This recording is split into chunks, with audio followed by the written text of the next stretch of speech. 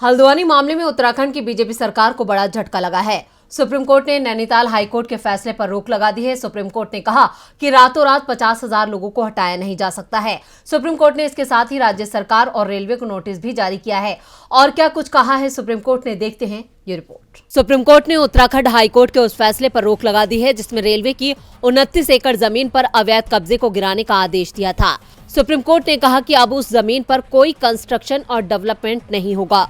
Court ने इस पूरी प्रक्रिया पर रोक नहीं लगाई है बल्कि हाईकोर्ट के आदेश पर रोक लगाई है। सुप्रीम कोर्ट ने नैनीताल हाईकोर्ट के फैसले पर रोक लगाकर 50,000 लोगों को राहत दी है, तो वहीं राज्य की बीजेपी सरकार को मुंह की खानी पड़ी है। सुप्रीम कोर्ट ने कहा कि रातों रात 50,000 लोगों को हटाया नहीं जा सकता। सुप्रीम कोर्ट ने इसके साथ ही राज्य सरकार और रेलवे को नोटिस भी जारी किया है। हल्द्वानी में नैनीताल हाईकोर्ट के आदेश के बाद से ही लोगों का विरोध प्रदर्शन शुरू हो गया था। हाईकोर्ट के फैसले के बाद 8 जनवरी को हल्द्वानी में रेलवे की जमीन पर बसी वन भूलपुरा बस्ती पर बुलडोजर चलाने का आदेश था, जिस पर अब सुप्रीम कोर्ट ने रोक लगा दी है। बस्ती को खाली कराने को लेकर लोगों में नाराजगी थी।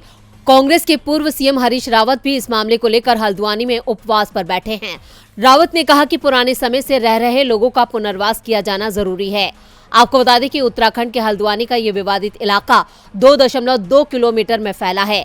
इस इलाके में गफूर बस्ती, ढोलक बस्ती और इंदिरा नगर बसे हुए हैं। ये तीनों इलाके हल्द्वानी के वन भूलपुरा इलाके का हिस्सा है। यहाँ 3 सरकारी स्कूल, 11 प्राइवेट स्कूल, 10 मस्जिद, 12 मदरसे, 1 पब्लिक हेल्थ सेंटर और 1 मंदिर बना है।